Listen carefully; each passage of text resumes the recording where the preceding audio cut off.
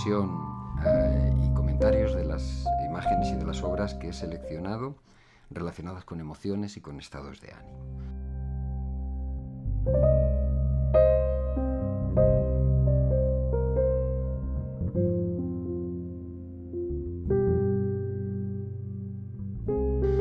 Las primeras que he elegido 4 relacionadas con el amor, cada una un aspecto diferente. La primera respecto al deseo sexual, Danae, de Klimt, donde aparece una mujer desnuda, tumbada. Sobre todo la he elegido porque el objeto de deseo siempre tiene ese brillo, esas curvas y ese brillo fálico que decimos, en cuanto a que evoca algo de un objeto que tiene la cara de objeto deseado como objeto faltante. Digamos que positiviza el objeto faltante y evoca un brillo y unas curvas de algo que sobresale, y en esta imagen, bueno, pues se ven esos aspectos, ¿no? Están los brillos dorados, el brillo de la piel, de las curvas, el pecho, el pezón sobresaliendo. Bueno, me parece una buena imagen para denotar esos elementos que estimulan el deseo sexual. La segunda se llama... es de Delacroix, el Snatchet, habla o tiene que ver con el nacimiento de un bebé al lado del agua, 2 mujeres, la parturienta y la que puede ser la comadrona, y ambas sosteniendo, una sosteniendo al bebé con los brazos, y la he seleccionado sobre todo porque, relacionada con el amor, me parecía que reflejaba lo que puede ser la potencia vital, ¿no? Es decir, aquello, un bebé recién nacido que es pura potencia. Como el elemento era la nostalgia, sería un poco pues la nostalgia por ese potencial total de un bebé recién nacido que es potencia perdida y que luego, según vamos creciendo, de alguna forma ya no podemos aspirar a todo, ¿no? Y algo de esa potencia inicial, de esa potencia en potencia, se va perdiendo. La tercera, también relacionada con la nostalgia, en este caso ya no es tanto la evocación de la potencia perdida del bebé, del nacimiento, sino la evocación de sensaciones, ¿no? Es el alma de la rosa, una mujer, de alguna forma, extasiada por el aroma de la rosa que aparece. Y bueno, pues ese aspecto nostálgico y que evocan, en este caso es un olor, pero bueno, cualquier otra percepción o sensación, ¿no? La cuarta es el afecto, la emoción de la que se trata. Es una imagen de una autora, bueno, es arte africano o arte con una connotación y con un colorido africano, y es una mujer abrazando a un niño pequeño que puede tener 3 o 4 años. La sensación que me da, y por eso la pongo aquí en el afecto relacionado con el amor, es como de la fusión, ¿no? Del encuentro fusional entre una madre y su hijo, en ese abrazo que de alguna forma los unifica, ¿no? Los hace a los dos uno. Así que estas 4 son las que he relacionado con el amor en los diferentes aspectos.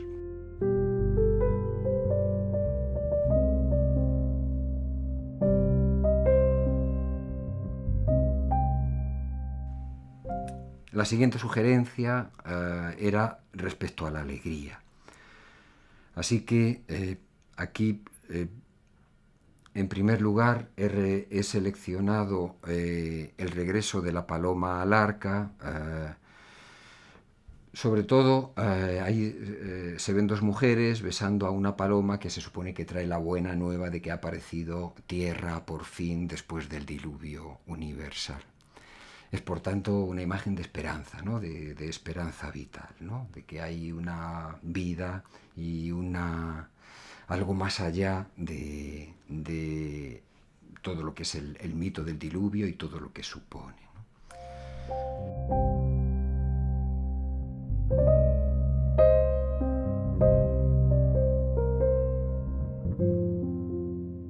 La siguiente está respecto al optimismo, a la parte de la alegría que tiene que ver con el optimismo. La siguiente directamente con el placer, el columpio de Fragonard, evocando un poco la dimensión placentera, divertida del columpiarse, ¿no? Entonces, bueno, aparece una mujer contemplada por varios hombres que es columpiada, ¿no? Con una cuerda, y bueno, me parecía que evocaba bien la sensación de diversión.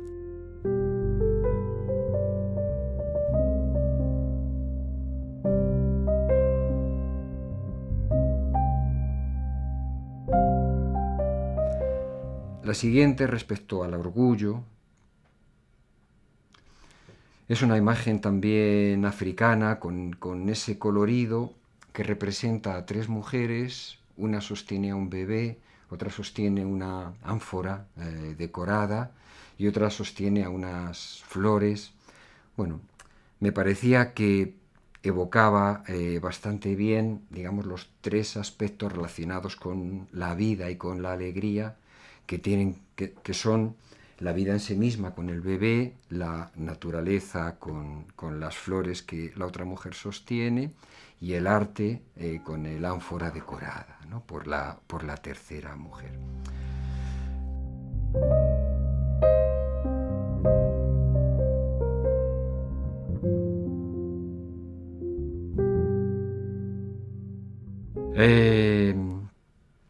El siguiente apartado es el apartado de sorpresa. Si voy muy rápido me decís o queréis que me detenga un poquito más en alguna. La sorpresa, he tomado dos, una de Waterhouse, sí que abriendo la caja de oro, porque me parecía que evocaba más la dimensión de la sorpresa en el sentido de la curiosidad. Es decir, la curiosidad que lleva a la sorpresa. Sí que abre una caja, en teoría, según el mito de Eros y Psique que aparece en Apuleyo, esta es una caja que está destinada a una diosa, a pesar de ello, ella, que es una mujer que está en este momento del mito buscando a Eros, la abre y es después castigada por ello, ¿no? En cualquier caso, la curiosidad que lleva a buscar ese encuentro con algo que sorprende, ¿no? Con la sorpresa, algo que en principio no estaba destinado a ella. La siguiente, en el mismo mito de Eros y Psique, es el rapto de Psique por Eros. Eros desobedece a Atenea y rapta a Psique. Y entonces es la dimensión de la sorpresa, pero más relacionada con lo inesperado, ¿no? Así lo he contemplado yo. Es decir, es por una parte la sorpresa a través de la curiosidad, pero por otra parte la sorpresa a través de lo inesperado. Y luego las consecuencias que eso tiene. Prácticamente el mito, la historia parte de ahí, ¿no? de este rapto.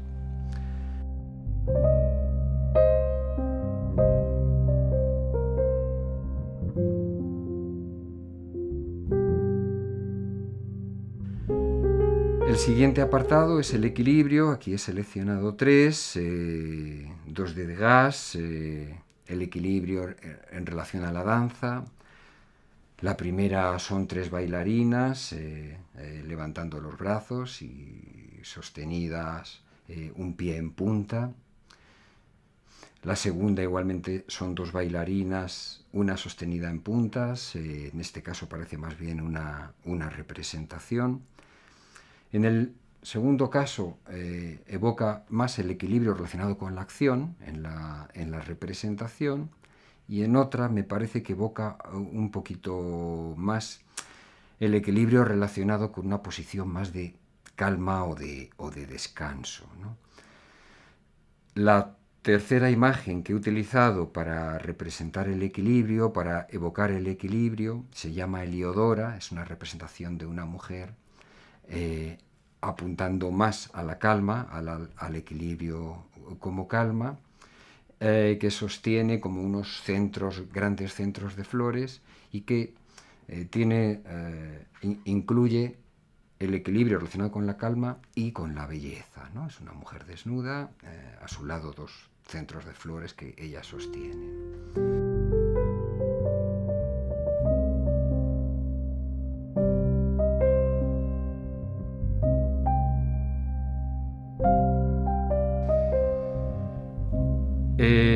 El siguiente apartado es el sentido del humor. Es en el apartado en el que me ha costado un poquito más seleccionar obras, y las que finalmente he escogido están relacionadas sobre todo con el humor satírico en este caso, de Goya, aunque he tomado también otro autor que realiza una sátira respecto a cuestiones humanas que él critica a través de estas imágenes, ¿no? Estas imágenes de las cuales se ríe y que de alguna forma ridiculiza, a veces relacionadas con la brujería y con otros grandes temas, ¿no? Él ridiculiza, por ejemplo, las relaciones entre el hombre y la mujer, ridiculiza la ignorancia, ridiculiza los vicios, ¿no? Los vicios humanos, la vanidad, la lujuria, ridiculiza la relación con el poder, ¿no? Y la ostentación de poder de algunas de las figuras de la época. En este caso he tomado una imagen de esta serie de habluras y brujerías que él titula Sopla, y que evoca a una mujer que sostiene a una especie de niño fuelle que a través de su pedo, de su ventosidad, alimenta una lámpara, ¿no? Mientras otros contemplan una acción como de brujería, ¿no? Pero a través de este aspecto, de esta utilización del niño como alimentador, ¿no? del fuego, de la lámpara. Critica la ignorancia, critica la creencia en las supersticiones, en la brujería, el sacrificio que se hace muchas veces en el nombre de ese tipo de ignorancia y de superstición. En segundo lugar, en sentido del humor, bueno, la siguiente que he utilizado de Goya se llama Qué pico de oro, ¿no? Es una sátira respecto a los oradores, en aquel momento especialmente oradores de la Iglesia, en el que se ve un hombre que se ha transformado en pájaro, ¿no? Por eso lo de pico de oro, y que está subido en un púlpito haciendo, dedicando un discurso a sus oyentes. La tercera, que no es de Goya, un autor que se retrata a sí mismo, de Crex, en el año 1791, retrato del artista con los rasgos de un burlón. La imagen ha sido hoy convertida prácticamente en un meme, y el que se toma actualmente es Julio Iglesias, pero la posición es muy parecida, ¿no? Señalando, al observador de la obra, ¿no? Me llama la atención también, me parece una crítica con un tono satírico a la comicidad que es el reafirmar el ser, ¿no? El tú eres, ¿no? El ser de alguien, ¿no? Lo cómico que puede resultar dar consistencia imaginaria y por tanto un espejismo de consistencia a través de eres eso o eres aquello que señala la obra.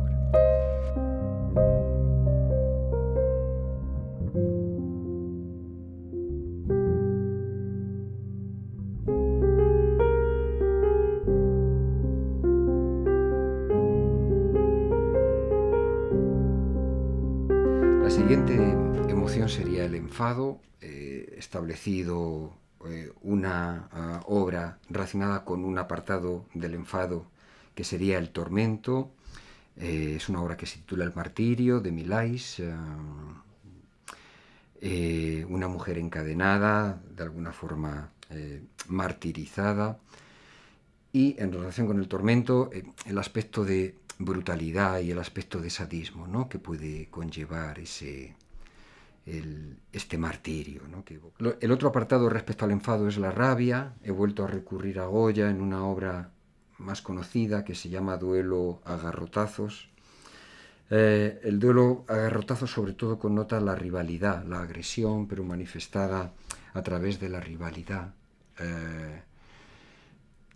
es interesante porque son dos hombres que están enterrados hasta las rodillas, es decir, que están colocados exactamente al mismo nivel, ¿no? En una especie de relación especular, ¿no? En la que uno se refleja en el otro y que, según Lacan, es el germen de toda rivalidad, de toda agresividad, ¿no? Esta relación especular que se transforma en una relación de rivalidad.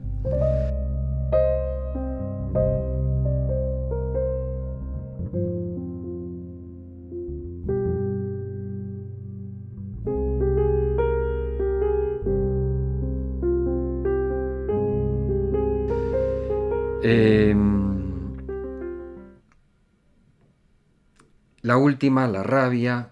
En este caso he utilizado una obra de Antonio Berni, creo que es un autor argentino, que llama La masa porque es una especie de manifestación y refleja muy bien el rostro encolerizado de los manifestantes. Y me ha interesado, bueno, primero por la connotación en sí de una manifestación y de lo que hay, la rabia o la rebeldía que se pueda estar manifestando, pero también en un segundo lugar por esa otra connotación de cómo, como dice Freud, cómo se diluye la responsabilidad en la masa, ¿no? Como un hombre identificado y diluido en la masa es capaz de hacer cosas que de manera individual no haría nunca.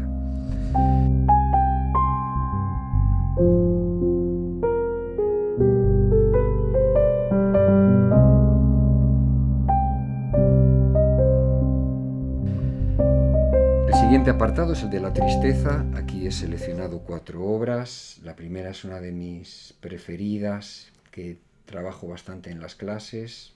Se llama El grito, de Munch. Bueno, yo la utilizo sobre todo para evocar en lo que he considerado las 5 fases de elaboración del trauma, he denominado fase del atravesamiento del objeto, sobre todo por la característica de la obra de que lo que transmite es más que un grito ahogado, ¿no? Un grito que no sale de la garganta, de este pseudo personaje, ¿no? Que Munch pinta, y que se refleja en la aparente indiferencia de estas dos figuras que aparecen al final de la obra frente a la angustia que denota el personaje. Por eso, dentro del apartado de tristeza, la he colocado en el apartado o subapartado de sufrimiento, ¿no? Como una manifestación de sufrimiento extremo en esta obra. Después, respecto a la decepción, he vuelto a utilizar una obra de Munch, en este caso relacionada, bueno, se ve un hombre sentado frente a una botella de vino con un gesto absolutamente triste, melancólico, y por tanto también un poquito más vinculada a la soledad, pero también al encuentro con un objeto de adicción, que en este caso podría ser el alcohol, ¿no? Así que, bueno, ese apartado de reflejar un elemento adictivo también, ¿no? Se llama Autorretrato con una botella de vino. Y una tercera obra de Munch, como veis, para reflejar la tristeza, me he centrado mucho en este autor, que evoca una separación.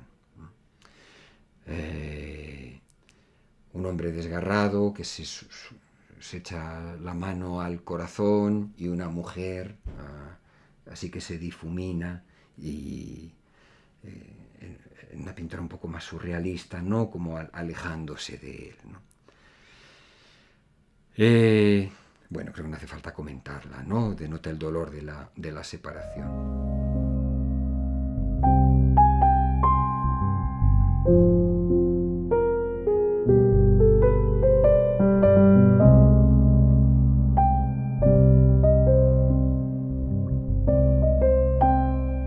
Y denotando el apartado de la culpa, he vuelto a recurrir a Goya o a los caprichos con esta imagen que él titula Aquellos polvos, ¿no? Y en la que se ve un hombre que que está siendo supuestamente enjuiciado y castigado con un gorro, con un cono en la cabeza y, bueno, con la mirada hacia abajo, con las manos juntas, como si estuviera apresado.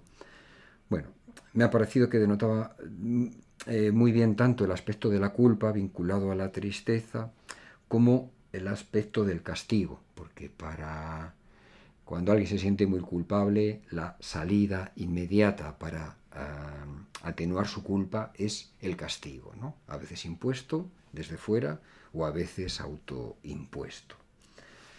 El tema es muy importante porque, por ejemplo, Freud en El malestar en la cultura, en ese texto, expresa muy bien cómo la culpa es la salida a la cultura, digamos, la forma de culturizar el hombre y de ubicar su propia agresividad respecto al otro. Transforma su agresividad hacia el semejante para poder entrar en la cultura, para poder civilizarse, la transforma en culpa y por tanto vuelve hacia adentro, interioriza su agresión. Protege por tanto al semejante, pero se culpabiliza y castiga y autocastiga a sí mismo, ¿no? Eso será también luego lo que él relatará con el sadismo del superyo, ¿no? Como figura interna que se convierte en una figura castigadora de uno mismo. Ese es el precio que habría que pagar, ¿no? Por la cultura.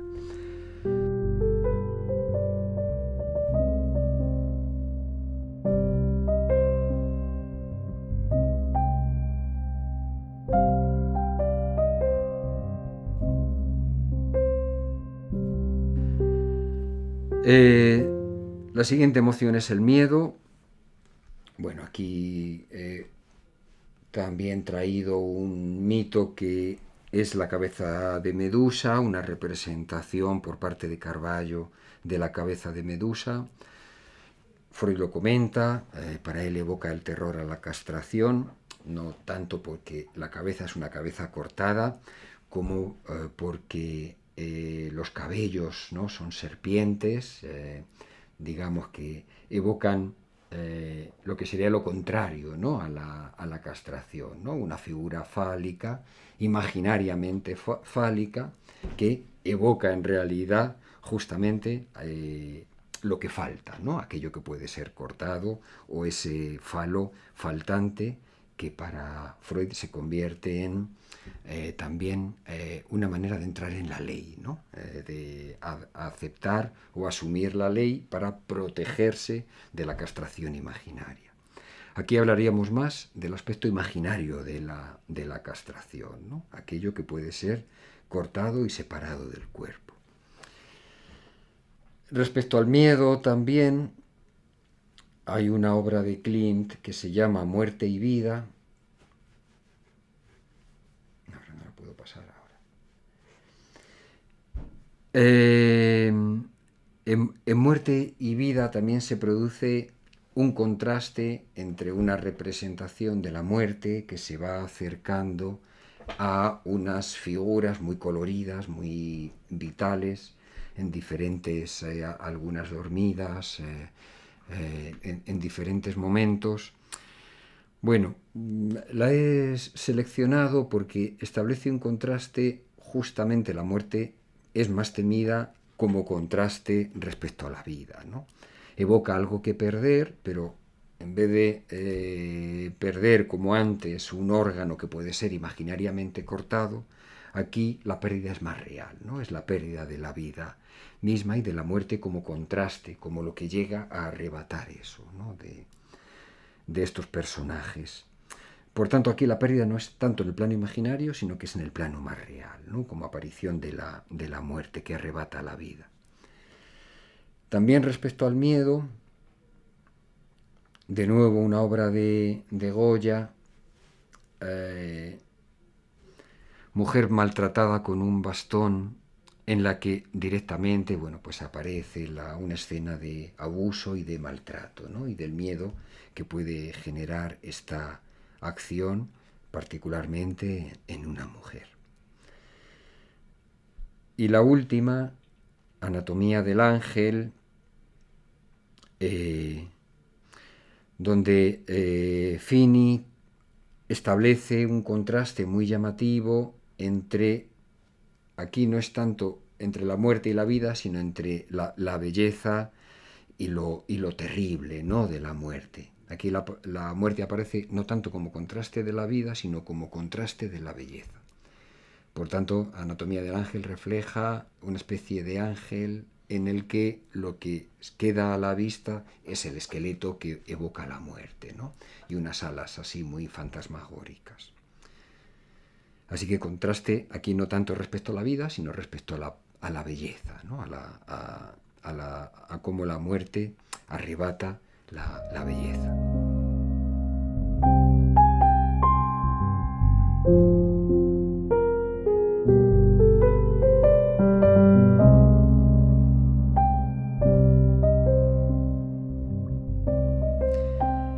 El último aspecto es la vaciedad. Aquí he diferenciado lo que puede tener la vaciedad de carencia y he utilizado una obra también muy conocida, que es la obra de Ofelia, de Milais, la obra que evoca, vamos a decir, el suicidio. Es una mujer arrastrada por la corriente de un río, ahogada, pero que a la vez denota toda la belleza de ella, ¿no? Bueno, sería la muerte bella, pero también evocando la vaciedad como carencia, ¿no?, como algo que es arrastrado y sumergido, expresando el estado más carente, ¿no?, en el que, de arrebato de la vida, en el que puede quedar el ser humano, ¿no? La vaciedad, en segundo lugar, no como carencia, sino como incomprensión. Aparece una mujer con la mirada perdida, un poco separada o alejada de sí misma, ¿no?, en un estado que podríamos llamar de destitución, ¿no?, de destitución subjetiva, perdida, mujer perdida en ese sentido, ¿no? Bueno, lo he relacionado con la incomprensión, pero evidentemente la obra puede evocar muchos más aspectos, ¿no?, relacionados con el vacío.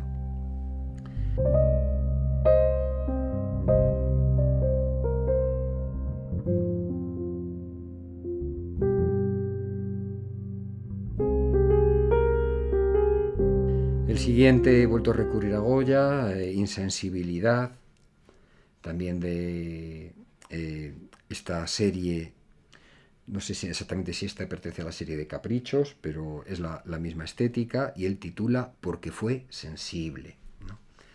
En este caso lo relaciono con la insensibilidad, en cuanto a que se supone que aquí refleja que esta mujer ha sido abandonada y encarcelada por haber quedado embarazada y haber sido abandonada por ello, ¿no?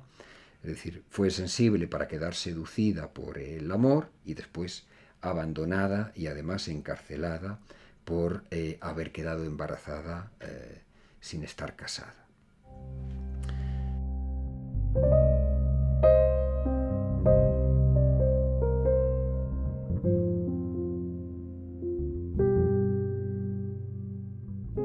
El último, también relacionado con la vaciedad, es la incomprensión, nos refleja algo de la incomprensión, y me pareció interesante porque en el mismo personaje aparece la dicotomía del hombre y la mujer, ¿no? Entonces, aludiría a la incomprensión respecto a las diferencias que existen entre hombres y mujeres, es decir, entre los dos sexos, ¿no?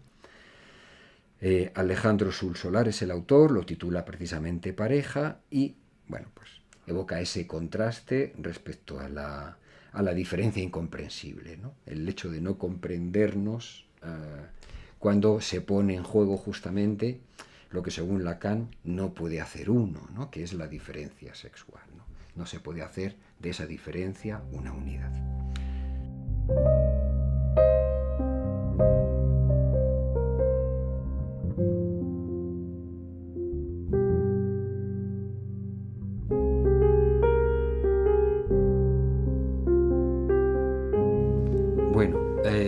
respecto de estas obras, ¿cuáles pueden utilizarse más a la hora de intentar trabajar lo que yo he distinguido como diferentes tiempos? Vamos a establecer 4 de afrontamiento, de terapia del trauma, ¿no? del trauma psíquico o del trauma psicológico.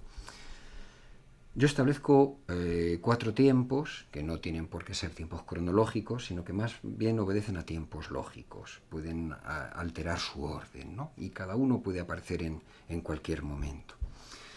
El primero sería un momento de destitución subjetiva, donde el sujeto traumatizado no puede, todo lo que expresa está desconectado del trauma en sí, aunque esté hablando del mismo trauma, ¿no? Pero la emoción, digamos, no acude a su discurso. Es lo que a veces en psicoanálisis lacaniano Lacan llama palabra vacía, ¿no? Está hablando de lo que le ha pasado, pero emocionalmente destituido de su discurso. El segundo momento sería un momento que llamo de atravesamiento del objeto o de atravesamiento del dolor. De repente algo de ese dolor sí que aparece, pero en este caso se atraviesa de manera que no se puede expresar nada de él. El sujeto queda ahogado como si se le atravesara un hueso en la garganta y por tanto no puede dar ninguna expresión de ese dolor. Solamente una sensación tremenda, el momento más angustiante posible, que es una sensación de ahogo, de que falta el aire, ¿no? Precisamente por eso es un momento que no puede durar, ¿no? O vuelve a la destitución o pasa al tercer momento lógico, que sería un momento de grito o de llanto, de expresión más o menos desarticulada todavía de ese objeto atravesado. El dolor sale, y no sale todavía como discurso, sino que sale como grito o como llanto o como articulación, pero muy primitiva, ¿no? Todavía no expresada en un discurso. El tercer momento sería el momento de extracción, entonces, ¿no? El cuarto momento sería un momento de articulación, donde eso que se ha gritado, eso que ha salido de manera bruta, ¿no? A través de ese grito o de ese llanto o de ese lamento desarticulado, empieza a articularse y empieza a convertirse en discurso.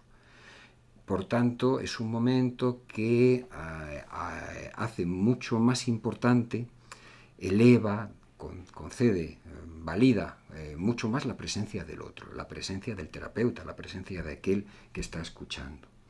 Y lo curioso de ese momento es que convierte al otro que está escuchando en receptor de esa emoción que se ha expresado, ¿no? Y eso es lo que en psicoanálisis podemos llamar transferencia. Algo de lo que ha emergido como emoción, ese objeto que ha salido, que se ha expulsado, ¿no? en el momento de extracción, no queda libre, sino que se deposita en un lugar. Y se puede depositar, habitualmente se deposita en una terapia, en la figura imaginaria, ¿no? En los rasgos imaginarios, a veces de admiración o de amor, o a veces lo contrario, de rabia o de enfado, del terapeuta. Bueno, distinguiendo esas 4 fases, porque habría una quinta fase que es la de corte, la de poner fin a eso, ¿no? Digamos, a esa relación idílica que se produce en la articulación entre el paciente y el terapeuta. ¿Qué obras podemos relacionar con cada uno de esos momentos? Por ejemplo, el momento de destitución subjetiva de las obras que he ido relatando, bueno, se me ocurren básicamente 2. La primera, la obra de Ofelia, ¿no? Porque esta mujer flotando, muerta, en estado absoluto de belleza mortal, ¿no? en el río, en el agua, me parece que refleja bien ese momento de destitución subjetiva que puede aparecer en esta primera fase. Ahí evidentemente no hay posibilidad de trabajar nada todavía del trauma, ¿no? Quizá ahí la labor del terapeuta es intentar sostener, contener, animar a que algo más, aparte de ese discurso vacío, de esa palabra vacía, pueda manifestarse. En cualquier caso, al terapeuta ahí solo le toca esperar, cualquier labor ahí, cualquier otra labor de incitar a hablar, no tiene sentido en ese momento, ¿no? Porque la persona está desconectada de lo que está sucediendo. Aparte de esta escena de Ofelia, del suicidio, está también este punto en esta obra de Ballotón, de The Yellow Sheet, de una mujer que tiene la mirada perdida, ¿no? Esa pérdida denota esa separación de sí misma, ¿no? O por lo menos es una de las connotaciones que yo encuentro en esa obra. El segundo momento, que sería el momento de atravesamiento del objeto, ¿no? El dolor se atraviesa y ahoga. Bueno, ahí podría quedarme con la imagen que he titulado El martirio de Millais, también, ¿no? Donde aparece una mujer atada, encadenada, ¿no? Con un rostro absolutamente de sufrimiento resignado, ¿no? De resignación. Es como si ahí ella hubiera interiorizado el dolor, fuera presa del dolor, pero no pudiera eso dar lugar a ninguna expresión. Esta es la primera y por supuesto la segunda, la trabajo especialmente en las clases en este sentido de atravesamiento del dolor, es la del grito de Munch, ¿no? La de este cuadro. Representa como ninguna, ¿no? Un grito ahogado, un grito que intenta gritarse y no se puede gritar. Por tanto, más que un grito, es un ahogo, ¿no? Y por tanto el mayor estado de angustia, ¿no? que un ser humano puede padecer. Gritar y que el grito no salga, ¿no? Que el grito no sea audible. La tercera, entonces, sería la extracción de ese objeto atravesado. Y bueno, aquí, por ejemplo, el duelo a garrotazos de Goya, ¿no? Como la rabia, ¿no? Que connota esa extracción del objeto. En ese caso, una extracción que es inmediatamente transformada en agresión respecto al otro, que es el otro del espejo, el otro similar, el otro que está al mismo nivel. Bueno, pues sería una manera de expresar, de poder hablar de ese momento de extracción del ahogo, de extracción del objeto atravesado a través de la rabia. Lo vemos muchas veces esto en las terapias, ¿no? A veces somos objeto de amor en un fantasma amoroso que tiene que ver con un momento idílico, pero en un momento previo, en un momento de extracción, aparece más bien como rabia o como agresión. Y es un momento que puede conllevar un abandono del tratamiento o un conflicto importante, precisamente ya sea con el encuadre o con el terapeuta. Así que ese momento de rabia como momento de extracción. En el otro extremo, el deseo sexual también es un momento de extracción, ¿no? Y aquí el cuadro de Klimt, Danae, donde aparece esta mujer bella que suscita el deseo sexual, también ese deseo puede convertirse en un momento de extracción del ahogado, ¿no? Del objeto que ha quedado ahogado. Por tanto, dos salidas totalmente opuestas en este caso.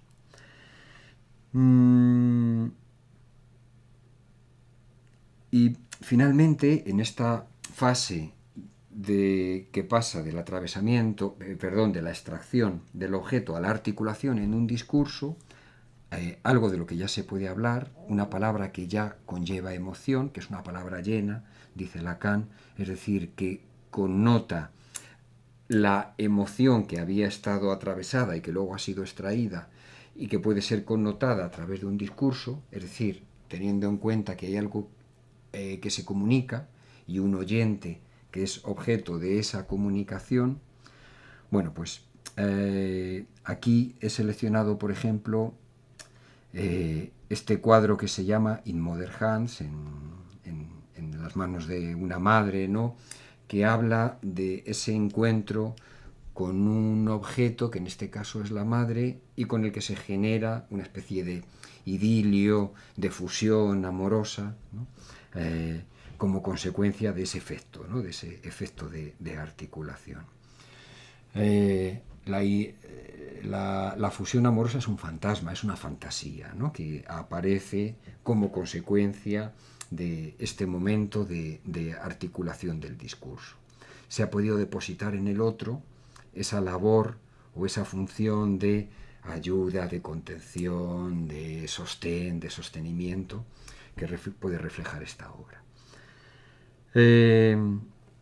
Y la otra obra del mismo autor que he seleccionado, de Malet, que se llama Sister of the Sun, porque expresa bastante bien el encuentro de estas mujeres con los tres aspectos, la naturaleza, la vida, el arte, y que, bueno, aunque yo lo he puesto en el apartado de alegría y orgullo, pero me parece que también reflejan el encuentro con un objeto que ha sido extraído y que se puede convertir en un objeto querido y alrededor del cual se puede construir un discurso.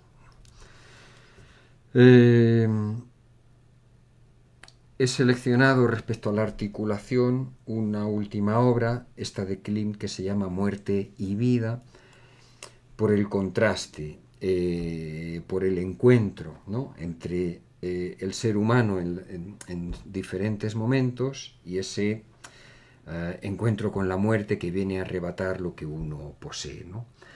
Me parece una buena obra para poder intentar articular eso que supone el miedo a la muerte y el encuentro con la muerte, ¿no? Lo que se teme perder, y esto ya más bien llevado al discurso, ¿no? Hay una representación de la muerte, pero también hay una representación de la vida y en diferentes momentos o diferentes escenas. Así que relacionada con este momento posterior a la extracción de articulación. Bueno, esas son las que se